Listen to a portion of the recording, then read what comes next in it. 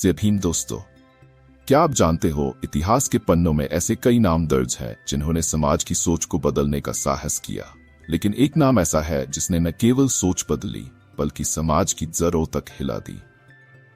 उस नाम से डरते थे पंडित, वो नाम था डॉ. भीमराव अंबेडकर। पर सवाल ये उठता है कि आखिर क्यों पंडितों को उनसे इतना डर था? क्या वजह थी कि वो उनके रास्ते का रोड़ा बनने की कोशिश करते थे? आइए आज हम इस सवाल का जवाब ढूंढते हैं। क्या आपने कभी सोचा है कि एक इंसान जिसने अपने जीवन में अत्यधिक संघर्ष किया, वो कैसे एक महान नेता और संविधान निर्माता बना? आखिर क्यों एक ऐसे व्यक्तित्व से कई पंडित जो समाज में उच्च स्थान रखते थे डरते थे? क्या वो उनका जान था या उनके विचारों का वो क्रांतिकारी स्वरूप जिसने भारतीय समाज की नींव को हिला दिया था? आइए आज की इस वीडियो में हम इस रहस्य पर से पर्दा उठाते हैं कि क्यों पंडित लोग भीमराव अंबेडकर से डरते थे। दोस्तों, वीडियो शुरू करने से पहले आपसे एक रिक्वेस्ट है कि अगर आप बाबा साहब अंबेडकर से प्यार करते तो हमें यूट्यूब चैनल को सब्सक्राइब करके और वीडियो को लाइक करके ज्यादा से ज्यादा दोस्तों को शेयर करें और कमेंट में जय भीम जरूर लिखें और वीडियो को अंत तक जरूर देखें। जब आप दूसरों की सेवा के लिए अपने जीवन को समर्पित कर देते हैं तब आप इतिहास बदलने की क्षमता रखते हैं। भीमराव अंबेडकर की ये जीवन यात्रा यही दिखाती है। एक गरीब दलित परिवार में जन्म लेने वाला व्यक्ति जिसने समाज के हर एक कष्ट को झेला, उसे शिक्षा से लेकर सामाजिक मान्यताओं तक हर मोर्चे पर लड़ाई लड़नी पड़ी। लेकिन सवाल यह उठता है कि आखिर क्यों पंडित वर्ग जो सदियों से समाज पर अपना आधिपत्य जमाए हुए था, डॉ. अंबेडकर से डरता था। 4 अप्रैल 1898 उस दिन एक बच्चा जन्मा जो आने वाले समय में भारतीय समाज की दिशा और दशा दोनों को बदलने वाला था।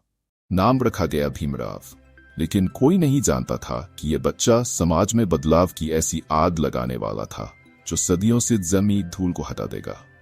भीमराव का बचपन समाज के कट्टर विचारों और जातिवाद की बेड़ियों में बंधा था। अछूत माने जाने के कारण उन्हें स्कूल में पानी तक पीने की इजाजत नहीं थी। पर क्या ये कठिनाइयां उन्हें रोक सकी? बिल्कुल नहीं। भीमराव ने ठान लिया था कि वो इस अन्याय को खत्म करेंगे और ये ठानना ही पंडितों के लिए खतरे की घंटी थी।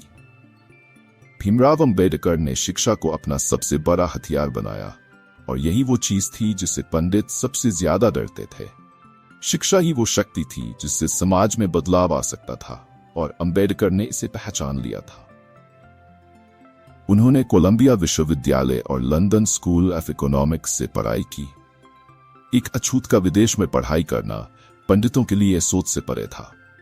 वो जानते थे कि अगर एक अछूत शिक्षा प्राप्त कर लेता है तो उनके बनाए गए सारे सामाजिक ढांचे पर सवाल खड़े हो जाएंगे। डॉ. अंबेडकर का सबसे बड़ा कदम था मनुस्मृति का विरोध। मनुस्मृति जिसने समाज को जातियों में बांट दिया था, उसे अंबेडकर ने खुलेआम जलाकर पंडितों के दिलों में डर पैदा कर दिया। मनुस्मृति जो पंडितों के लिए धर्म और समाज का आधार मानी जाती थी, उसके खिलाफ आवाज उठाकर अंबेडकर ने यह साबित कर दिया कि वो न केवल शिक्षा में बल्कि विचारधारा में भी सबसे आगे थे। और यही डर था पंडितों का कि अंबेडकर उनकी धार्मिक सत्ता को खत्म कर देंगे। लेकिन असली डर पंडितों को तब हुआ जब डॉ. अंबेडकर को भारतीय संविधान का निर्माता बनाया गया। संविधान जो देश को एक नई दिशा देने वाला था, उसके निर्माण में अंबेडकर का सबसे बड़ा योगदान था।